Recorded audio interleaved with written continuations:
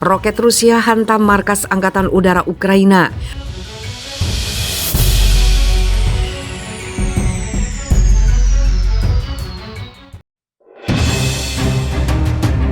Hurrah!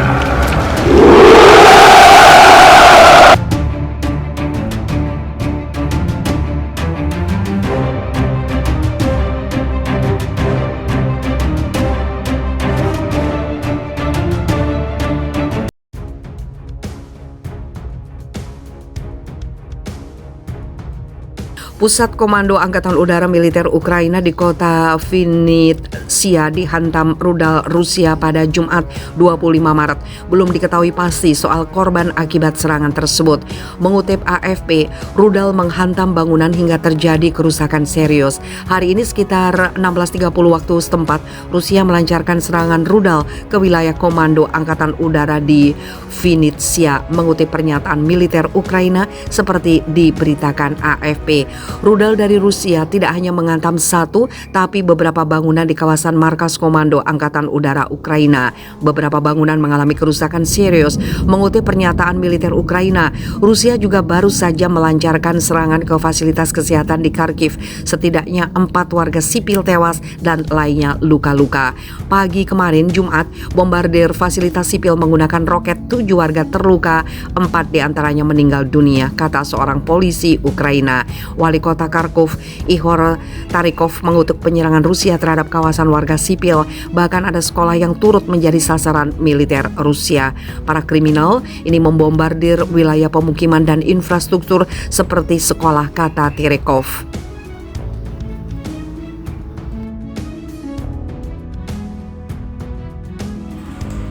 Merinding, Rusia habisi lebih dari 1.000 pasukan tentara bayaran Ukraina.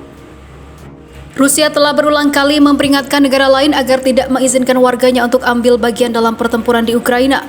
Rusia menekankan bahwa siapapun yang menembaki pasukan Rusia akan dianggap sebagai target yang sah. Dalam pernyataan resmi Kementerian Pertahanan Rusia, rudal presisi tinggi digunakan untuk menyerang pangkalan Ukraina di Ovruch di wilayah Zhytomyr. Rudal yang diluncurkan dari udara berpresisi tinggi menghantam pusat pelatihan untuk pasukan operasi rahasia militer Ukraina, tempat tentara bayaran asing bermarkas dekat pemukiman Ovruch di wilayah Zhytomyr. Kata juru bicara Kementerian Pertahanan Rusia Igor Konashenkov mencatat bahwa lebih dari 100 pasukan Ukraina dan juga tentara bayaran tewas seperti dilansir dari Sputnik. Pada saat yang sama, ia mencatat bahwa militer Rusia telah menghancurkan sejumlah besar objek militer Ukraina dan tentara bayaran lainnya. Bengkel di pabrik perbaikan di Nizhyn yang digunakan untuk perbaikan kendaraan lapis baja Ukraina yang rusak dalam operasi tempur dihancurkan dengan rudal jelajah kaliber berbasis laut yang diluncurkan dari perairan Laut Hitam, ujarnya. Ia juga menambahkan bahwa rudal hipersonik Kinzhal diluncurkan dari wilayah udara di atas Crimea juga telah menghancurkan pangkalan besar Ukraina untuk menyimpan bahan bakar dan juga pelumas di wilayah Mykolaiv. Ini adalah serangan besar kedua kali oleh militer Rusia yang menargetkan tentara bayaran asing di Ukraina. Seminggu yang lalu hingga 180 tentara bayaran asing tewas dalam serangan presisi terhadap pusat pelatihan Ukraina yang terletak di kompleks militer Yavorovsky dan juga dekat pemukiman Strashiki. Sementara itu, pasukan Rusia serta milisi pro-Moskow terus merangsek maju di Donbas, memperketat pengepungan di sekitar kaum radikal Ukraina yang tersisa di Mariupol dan mengambil kendali atas banyak pemukiman. Menurut Kementerian Pertahanan Rusia, sejak awal operasi khusus di Ukraina, pasukan Rusia telah menghancurkan sekitar 1.500 tank lebih dan 1.200 kendaraan militer dan juga lebih dari 200 drone angkatan bersenjata Ukraina. Rusia meluncurkan operasi khusus di Ukraina pada 24 Februari 2022 untuk menghentikan kampanye selama 8 tahun yang dilakukan oleh Kiev di Donbas. Presiden Rusia Vladimir Putin menekankan bahwa mulai menyelamatkan orang-orang Donbas dari genosida dan menambahkan bahwa tujuan Rusia adalah demilitarisasi dan juga denazifikasi dari Ukraina.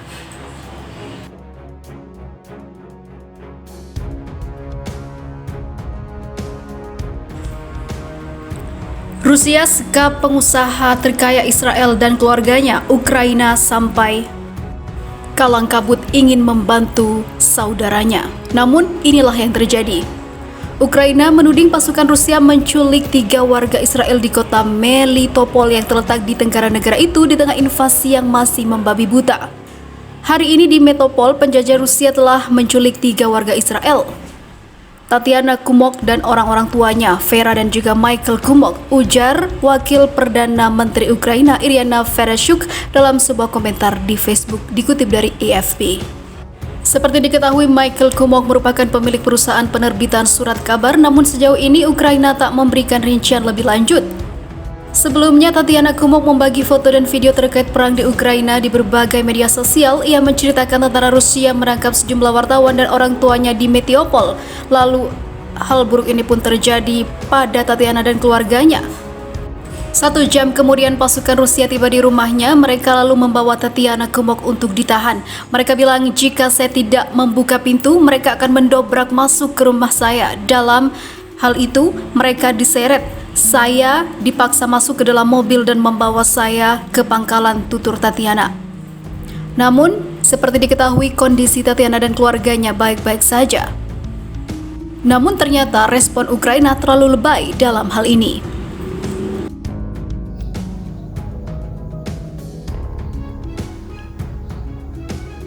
PM Ismail Sabri, Malaysia dan Vietnam menentang sanksi terhadap Rusia. Malaysia dan Vietnam termasuk negara yang tidak mendukung sanksi terhadap Rusia. Perdana Menteri Malaysia Ismail Sabri Yaakob mengatakan kepada wartawan Selasa 22 Maret setelah kunjungannya ke Hanoi bahwa kedua negara akan berada pada posisi netral untuk masalah krisis Ukraina.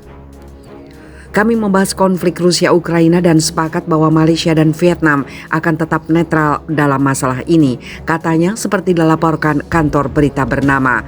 Mengenai sanksi terhadap Rusia, kami tidak mendukung mereka, menegaskan bahwa Malaysia dan Vietnam hanya mengakui pembatasan yang diberlakukan oleh Dewan Keamanan PBB.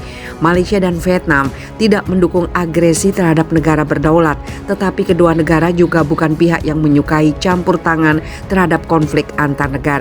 Kami mengharapkan resolusi diplomatik dari krisis di Ukraina, tambah Perdana Menteri. Presiden Rusia Vladimir Putin mengatakan dalam pidato yang disiarkan televisi pada 24 Februari bahwa sebagai tanggapan atas permintaan para kepala Republik Donbas, dia telah membuat keputusan untuk melakukan operasi militer khususnya untuk melindungi orang-orang yang telah menderita pelecehan dan genosida oleh rezim Kiev selama 8 tahun. Pemimpin Rusia menekankan bahwa Moskow tidak memiliki rencana untuk menduduki wilayah Ukraina. Ketika mengklarifikasi perkembangan yang sedang berlangsung, Kementerian Pertahanan Rusia meyakinkan bahwa pasukan Rusia tidak menargetkan kota-kota Ukraina.